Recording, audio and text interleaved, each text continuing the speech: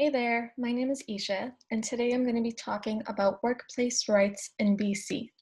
If you're new to Canada or if you're new just to BC, you may have some questions about your rights here as a worker, and so I'm going to go over some of your rights for breaks, overtime, and vacation. So, first off, let's start with overtime. Overtime is defined as working more than 8 hours a day or 40 hours a week. So, for example, if I have an 8 hour shift and my boss asks me to stay late, those extra hours would be overtime hours. If my boss asks me to work without an 8 hour break in between shifts, so let's say I stop at 11 p.m. one night and the next morning I'm asked to come in at 5 a.m. That's working without an 8 hour break in between my shift, and so that counts as overtime. Overtime is also working on a stat holiday. So, for example, Christmas or New Year's Day, those are stat holidays. And so, on these days and on your overtime hours, you must be paid time and a half. So, if I'm getting paid $15 an hour, I would add half of that to my wage for about $22.50 an hour.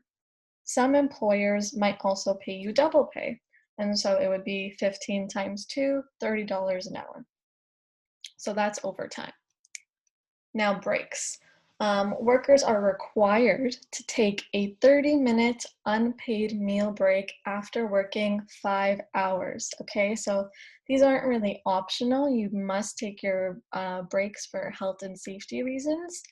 And that is the minimum requirement, 30 minutes unpaid.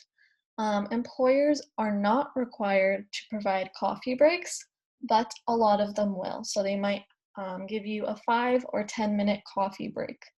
Um, coffee break just means a short break, maybe after 2 to 3 hours or so. But you must take an unpaid break after 5 hours, and it's 30 minutes. That's the bare minimum that you have. For annual vacation, this typically qualifies for workers who are working full-time. So if you are part-time, works a little bit differently. But if you are a full-time worker, you qualify for a vacation with pay after 1 year of working. And after 1 year of working full-time, you get 2 weeks off. And 2 weeks off with pay is really great. So it's a full working week. So let's say you work Monday to Friday, you'll get Monday to Friday 1 week and also the next week with pay. You can also take a leave of absence. This is something that's really important here in Canada, and you have a lot of rights here in BC with regards to leave of absences. You can take many different types of leave, such as an injury or illness leave, or just one for family responsibility. If someone in your family gets sick, you can take a leave for that. If you're sick with COVID and you're in the hospital for a few months, you can take a leave for that. The key thing to remember with leave of absences is that your job is protected, which means that you can't be fired if you decide to take a leave. So never be scared to ask your employer for a leave, and never be scared for your job, because your job will always be protected while you are on your leave. Now these are with pay. Some of them are without pay. So you have to look into a little more research with that and ask your employer what type of leave would grant you the with pay. Most of them are with pay though, if they're for a short term. If you want to extend it for a few months, let's say, those might be without pay. But basically most of them are with. Now 6 days. This is something hopefully will change in the next coming of years, but as of right now, here in December 2020, we are granted 3 sick days a year that are unpaid.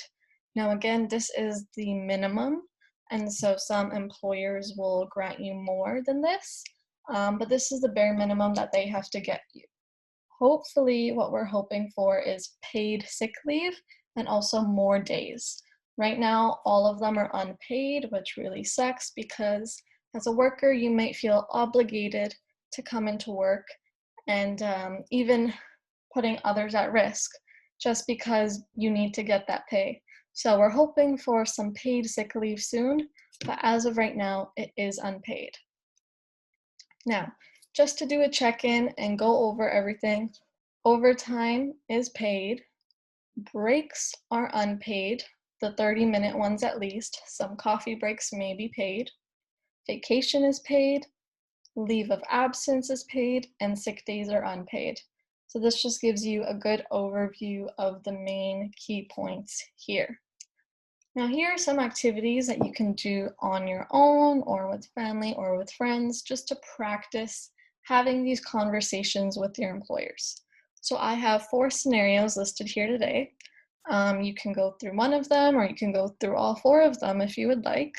But basically these scenarios just give you some background and some context, and you have to have a conversation with your employer asking for one of these rights that I presented here today. So it might be asking for a sick day or a family vacation, and you should have those conversations with your employer and try to figure that out. In the next coming of slides, I have some example scenarios of what you could have said, but if you want to practice on your own before looking at that, I suggest you pause the video here, try them out, and then come back and we'll review.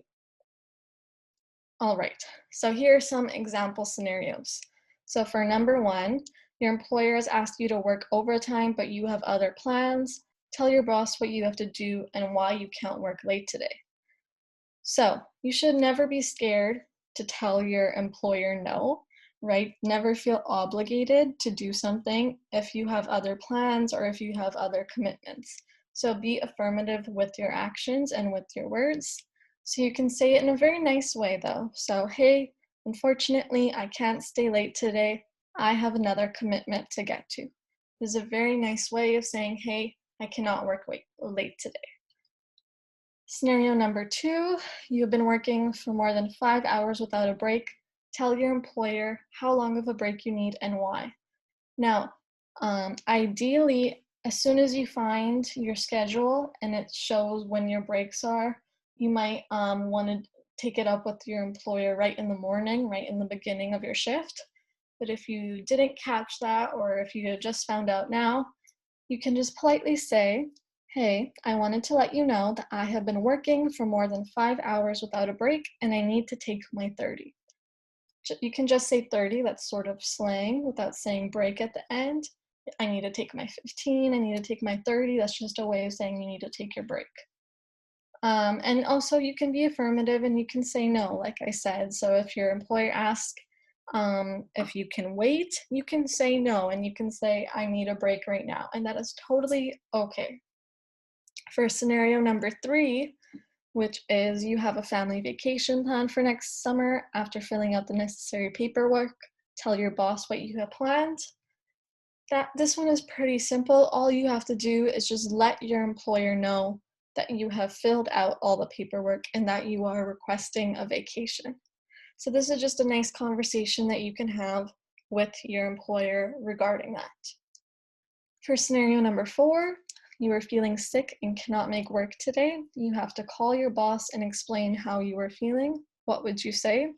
Now, this is a very common scenario that I'm sure most of you might encounter while you are an employee.